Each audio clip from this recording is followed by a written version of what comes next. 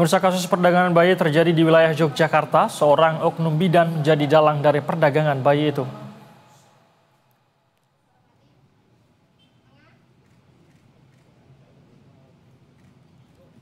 Kepolisian Daerah Istimewa Yogyakarta membongkar kasus perdagangan bayi yang melibatkan seorang bidan berinisial DM dan asistennya JE. Keduanya ditangkap di tempat praktik mereka di salah satu rumah sakit di kawasan Tegal Rejo, Kota Yogyakarta. Pelaku memanfaatkan media sosial untuk mempromosikan layanan adopsi bayi bagi orang tua yang tidak mampu atau tidak ingin merawat anak mereka. Setelah mendapatkan bayi, pelaku merawat sementara bayi sebelum diberikan kepada pembeli. DM dan JE diduga telah menjual bayi yang mereka rawat sejak tahun 2015. Dalam kurun waktu itu, sebanyak 66 bayi telah mereka jual dengan harga berkisar antara 55 juta rupiah hingga 85 juta rupiah per bayi.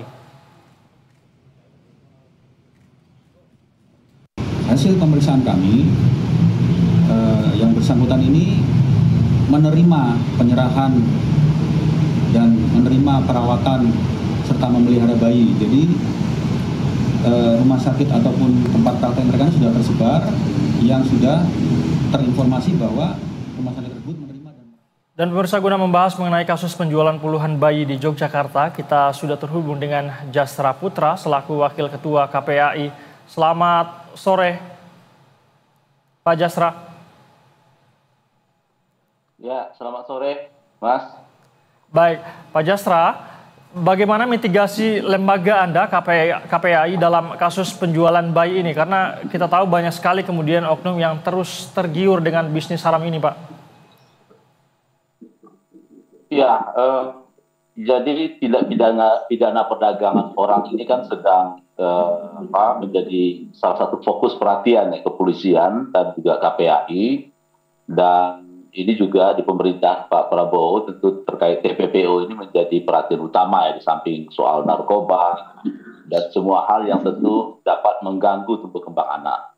Nah, kemudian yang kedua, memang banyak modus dan model ya, yang terus dikembangkan oleh penjahat anak ya.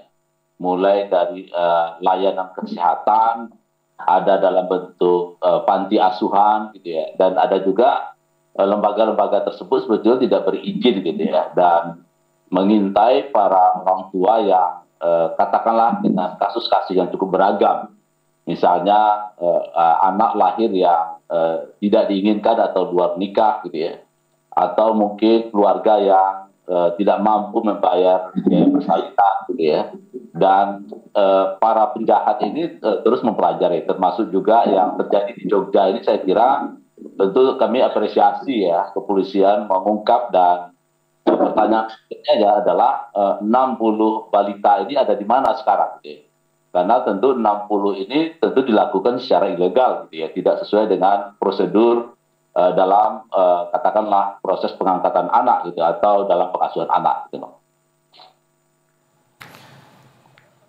Baik, Pak Jasra, kalau kita lihat kasus yang terjadi di Yogyakarta ini, pihak dari bidan ini menjual sekitar 66 bayi dan bahkan sudah terjadi sejak 2015 begitu ya, korbannya sangat banyak. Apakah Anda melihatnya memang peminat dari bisnis adopsi ini cukup tinggi di Indonesia atau seperti apa sebenarnya? Ya, pertama ada sekitar 60.000 ya anak-anak yang dimana butuh pengasuhan orang tua.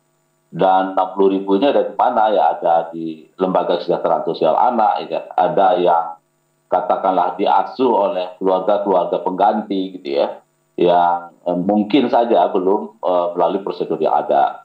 Kemudian kedua, kita sering juga melihat ada tawaran-tawaran melalui media sosial terkait pengangkatan anak gitu ya, dan termasuk juga katakanlah mengadopsi dan seterusnya. Ternyata setelah diungkap, ini adalah dalam salah satu bentuk praktek penjualan bayi gitu ya. Dan peminatnya cukup banyak gitu ya. Dan bahkan sempat ada kasus juga dibawa ke luar Indonesia gitu ya. Nah, dan kasus sebelum Jogja ini ada juga kasus yang diungkap di Kota Depok misalnya, ada perdagangan bayi dari Bali gitu ya. Itu juga melalui seolah-olah seperti lembaga kesejahteraan sosial anak gitu ya. dan dengan cara merubah identitas anak lalu memperjualbelikan. Jadi saya kira tentu model dan modusnya ini terus berkembang terutama melalui media sosial ya, dan mulai terbuka bahkan gitu ya untuk menyampaikan gitu ya, dengan ada anak yang butuh pengasuhan gitu ya, ada menyampaikan butuh orang tua dan seterusnya gitu ya. Padahal kita sebetulnya di Undang-Undang Perlindungan Anak di PP 44 tahun 2017 tentang pengasuhan itu sangat jelas sekali prosedur ketika orang tua katakanlah ingin mengasuh anak gitu ya. Nah, saya kira ini terus kita edukasi ya dalam upaya pencegahan, dan termasuk juga kita minta Kementerian Sosial, Dinas Sosial, kementerian terkait ya untuk terus menyampaikan kepada masyarakat bahwa ada prosedur yang legal dan yang tidak legal ya. Yang legal ini saya kira terus disampaikan gitu ya.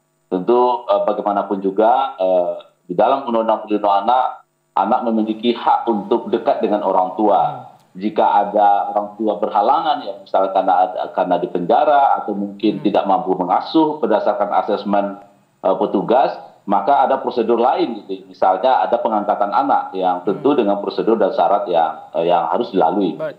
Baik, Pak Jasra, Anda mengatakan minat dari jual beli anak, khususnya adopsi ini cukup tinggi begitu ya. Lalu adakah kemudian langkah-langkah pengawasan yang dilakukan oleh pihak KPAI yang mungkin juga bekerjasama dengan pemerintah, dalam hal ini Kementerian Sosial misalnya, untuk melakukan pengawasan agar kemudian modus adopsi ilegal ini tidak lagi terjadi, Pak? Ya, yang sering kita lihat itu kan terjadi seolah-olah seperti lembaga kesejahteraan sosial anak atau panti asuhan. Nah, salah satu instrumen yang bisa mengawal lebih dari 8.000 ya panti asuhan ini adalah ada instrumen akreditasi, dan KPAI cukup terlibat di sana gitu ya, untuk memastikan agar akreditasi ini berjalan, karena hampir 95% lembaga kesejahteraan sosial asuhan anak ini adalah milik masyarakat. Nah, saya kira tentu pemerintah daerah kita dorong agar lembaga-lembaga layan ini dipastikan legal gitu ya, kemudian menjalankan tugas-tugasnya sesuai dengan sebagai alternatif care atau pengasuhan terakhir gitu ya. Nah, kemudian kedua, modus lain adalah melalui tawaran seolah-olah menjadi orang yang terbaik, ya, menjadi orang tua asuh dan seterusnya melalui media sosial. Nah, saya kira tentu kita berharap kepolisian melalui cybercrime-nya dan termasuk juga Komdigi ya untuk bisa melakukan patroli cyber ya terkait kejahatan-kejahatan anak di dunia cyber gitu ya. Dan tentu modus dan modelnya ini tentu terus berkembang gitu, dan termasuk juga melalui informasi WhatsApp dan seterusnya gitu ya. Dan kita untuk mengantisipasi ya agar peristiwa ini tidak berulang, tentu kita harus mengedukasi secara luas kepada masyarakat bahwa anak memiliki hak dekat dengan orang tua, anak berkewajiban mengasuh dan membesarkan anaknya gitu ya. Jika terjadi hambatan ya maka ada prosedur lain gitu ya. Misalnya menyerahkan secara resmi ya kepada pemerintah, kepada lembaga kesejahteraan sosial anak sebagai alternatif care gitu ya. Dan tentu kita berharap dalam Undang-Undang Perlindungan Anak sebetulnya dalam isu pengasuhan ada derajat ketiga seperti kakek dan nenek itu sebetulnya masih bisa mengasuh gitu ya.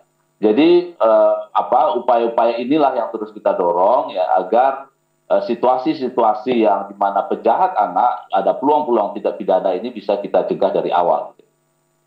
Pak Jasra, apakah sejauh ini pihak KPAI juga sudah melakukan investigasi begitu berkaitan dengan kasus yang terjadi di Yogyakarta ini? Kita tahu kasusnya sudah berlangsung lama sejak 2015 begitu ya. Apakah mungkin juga sudah berkoordinasi dengan organisasi profesi kebidanan misalnya untuk melakukan investigasi atau mitigasi agar hal-hal yang seperti ini tidak terjadi lagi begitu?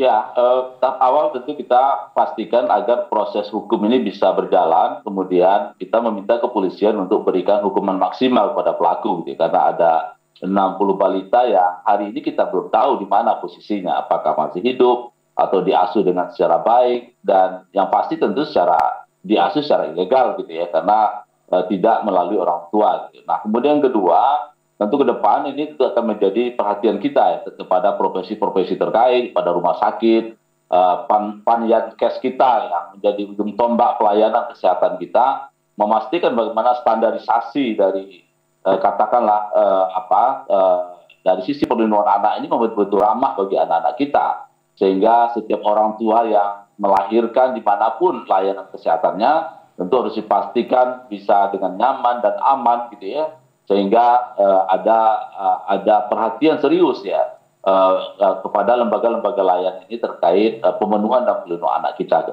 ke depan gitu. Baik, tentu itu yang kita harapkan bersama begitu ya Pak Jasra, agar semua pihak ini juga harus ikut memperhatikan ini, bahwa agar kemudian di tengah tingginya modus adopsi ilegal ini bisa menjadi perhatian agar ini tidak terulang lagi begitu ya. 66 anak yang dijual ini luar biasa dan kita harapkan ini tidak terjadi lagi. Terima kasih atas waktunya Pak Jasra Putra selaku Wakil Ketua KPAI sudah bergabung bersama kami di Berita Satu Sore. Selamat sore Pak. Sore.